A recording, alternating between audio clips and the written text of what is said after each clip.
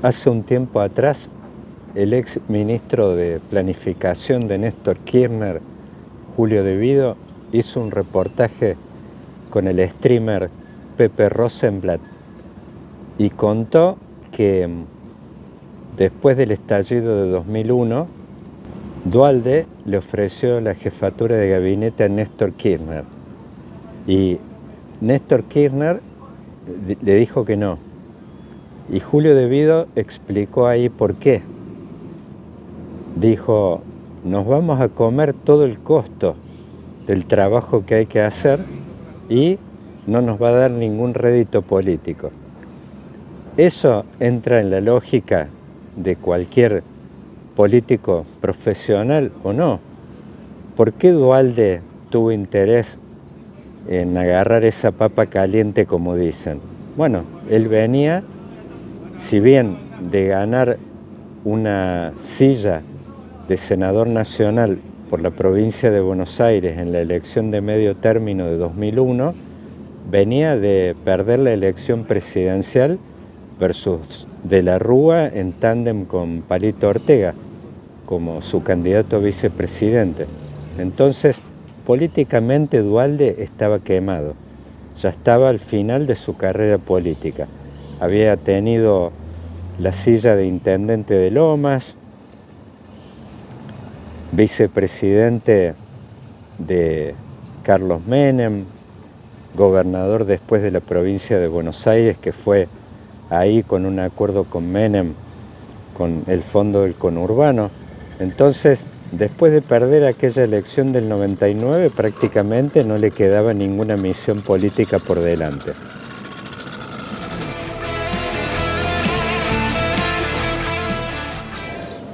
Quien podría haber ejercido un rol parecido al de Duhalde en el año 2022, después del desastre de la gestión del Frente de Todos con el tándem Alberto Fernández-Cristina Kirchner, era Sergio Massa como ministro de Economía. Sergio Massa ya había competido en elecciones presidenciales perdiendo y se había pinchado tras aquel batacazo de medio término de 2013 en la provincia de Buenos Aires. Su Frente Renovador ya venía en picada, 20 puntos, después doble dígito, y si él intentaba competir por la de él en aquella elección de 2019, muy posiblemente hubiera estado cerca del 5%. Entonces su estrella política ya estaba menguante, pero igualmente Sergio Massa no hizo el trabajo. En 2022 al frente del Ministerio de Economía, en lugar de encarar a la Duhalde un proceso de ordenamiento macroeconómico, aceleró más, quemó, algunos economistas estiman más de 10.000 millones de dólares de reservas del Banco Central para seguir sosteniendo políticas de atraso cambiario, de mantenimiento de subsidios y toda una cuestión de cosas que, bueno, lo acercó en la elección manteniéndose competitivo. Si bien uno puede pensar de que esa conducta es exclusiva de la irresponsabilidad de los peronistas, bueno, entra en la misma lógica que tuvo el gobierno de Cambiemos en 2015. Yo participé en un evento donde el actual ministro de Desregulación, Federico Sturzenegger, en el Banco Central del Paraguay, iba como expositor, como expresidente del Banco Central del gobierno de Cambiemos.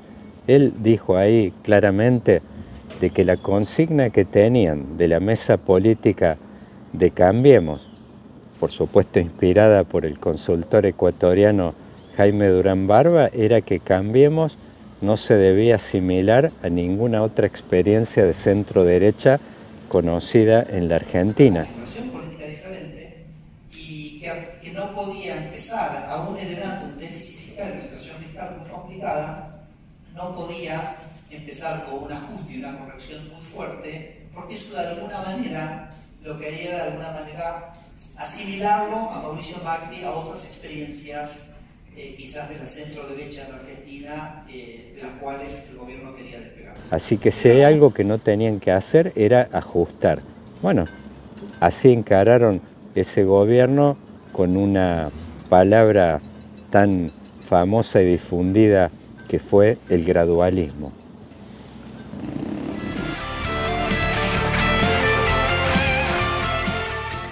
Por ello, la selfie que se sacó Milei junto a un grupo de economistas en el Quincho de Olivos, riéndose de que iban a vetar totalmente la ley previsional que estaba impulsando tanto el Senado como la Cámara de Diputados con 2/3, bueno, tiene que ver mucho con esto.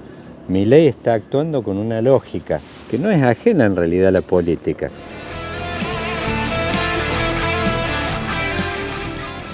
Sí es propia por ahí de políticos profesionales que están al final de su carrera política, ya no tienen un futuro que preservar y están en condiciones y dispuestos a encarar un proceso de ajuste de estas características. Pero esta es la agenda que cualquier político que quiere preservar algún futuro no quiere de ninguna forma. Todo político que tiene proyección hacia adelante piensa más bien en términos del gasto. Todos los puentes que va a hacer, las reformas, la infraestructura, la expansión de los gastos sociales.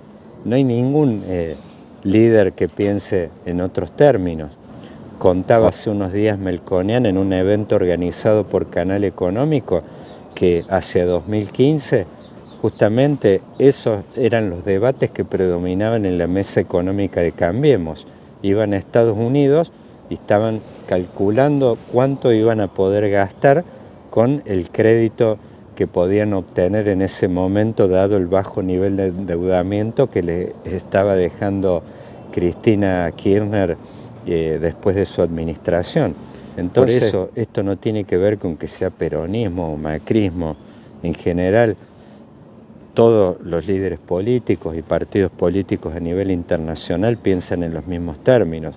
Si tienen capacidad, expandir el gasto público, obtener, si no, endeudarse a nivel externo, también en una de esas producir anuncios de rebajas tributarias, en el caso de tener colchón para financiarse por otra vía en forma privada. Eso, por ejemplo, es lo que emprenden hay veces administraciones como la de Trump en Estados Unidos en 2016, recortes masivos de impuestos que les permita por ahí atraer a una base de origen empresarial que empuja por este tipo de reformas. Pero bueno, en definitiva, Milei, lo que quedó claro anoche, después de este veto de las reformas previsionales que estaba impulsando el Congreso, que está actuando dentro de la lógica de un político que no tiene horizonte por delante, que decide encarar un proceso de reformas que a mediano o largo plazo sabemos que todas terminan siendo impopulares y al final de la jornada les va a resultar muy difícil presentarse como una plataforma, un liderazgo atractivo con vistas a un nuevo periodo.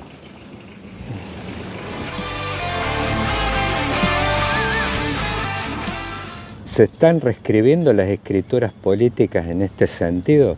Dado que uno podría pensar que Javier Milei, siendo por su biología alguien que tiene 50 y pico de años, podría tener interés en preservar un futuro político.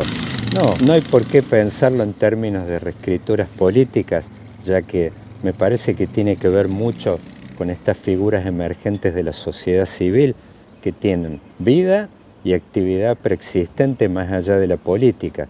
Tiene que ver con toda esta ola de la celebrity politics que no solo toca Argentina.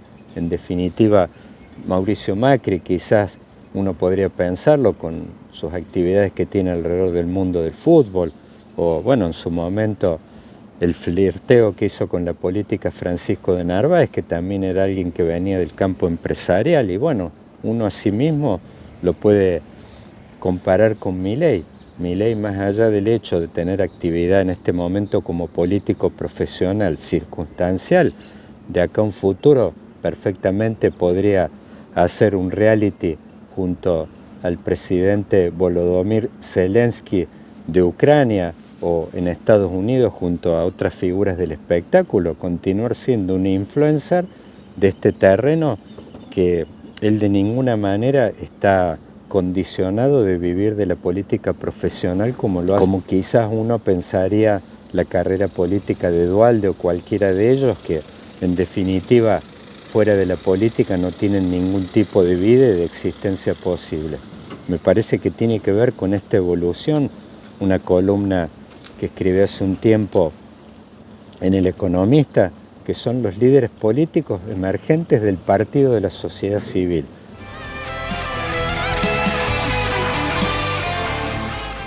Partido político de Milei, ¿cuál es? Vemos efímeros, se pelean entre ellos.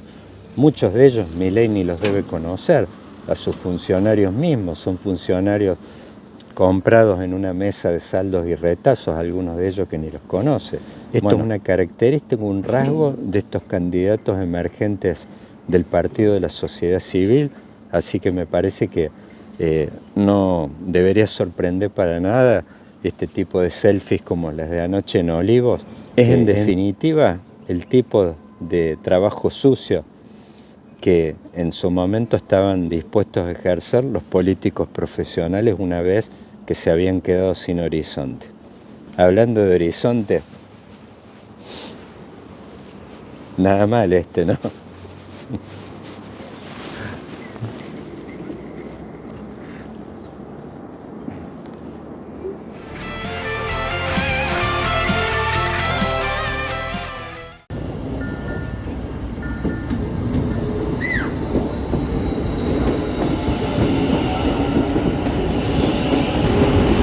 Volviendo a Duhalde, es posible, no lo sé, no tengo en la mano encuestas de aquella época, es posible que Duhalde haya tenido apoyo durante el proceso ese brutal de ajuste que suponía la salida de la convertibilidad. No en términos de empleo, que las tasas de desempleo eran estrafalarias, doble dígito, en algunos partidos arriba del 20% en 2002, sino en términos de lo que suponía, lo que implicaba la devaluación, con una disparada de la pobreza a niveles cercanos al 50%. Digo que no es inédito esto, es todo el proceso quizás de apoyo popular que tiene que ver con el reset, la salida de una crisis profunda que en aquel caso ya había comenzado, la convertibilidad estaba herida desde el 94, el efecto tequila, y ya las últimas tachuelas al ataúd fueron en el año 97 con la crisis rusa, vodka y todo eso, lo que supuso también la devaluación de Brasil en aquel momento. Ahí la convertibilidad quedó herida de muerte y fue una agonía de unos 6 años, contando los años del reset, y si vamos hasta el 94, casi de 10. Así que no debería sorprendernos este ciclo. Estamos viviendo un reset parecido en este momento, quizás con un apoyo similar al de aquella época, pero por eso no debería sorprender tampoco la excitación de la política, porque muchos de ellos, sobre todo los que son profesionales, saben que estos procesos de reset tienen un día después. Duhalde decía en aquel momento: hay vida después del default. Así que todos en definitiva ya se están moviendo en ese terreno en el futuro. No importa hoy que no tengan agua en la pileta, pues saben que en algún momento la van a tener. Así como el gobierno está suponiendo hoy que la crisis va a tocar un piso y que va a haber un rebote, la política también sabe que va a tener su rebote. Buen fin de gente, abrigarse, pero salir a caminar, a hacer yoga, a lo que sea, que está muy lindo el tiempo.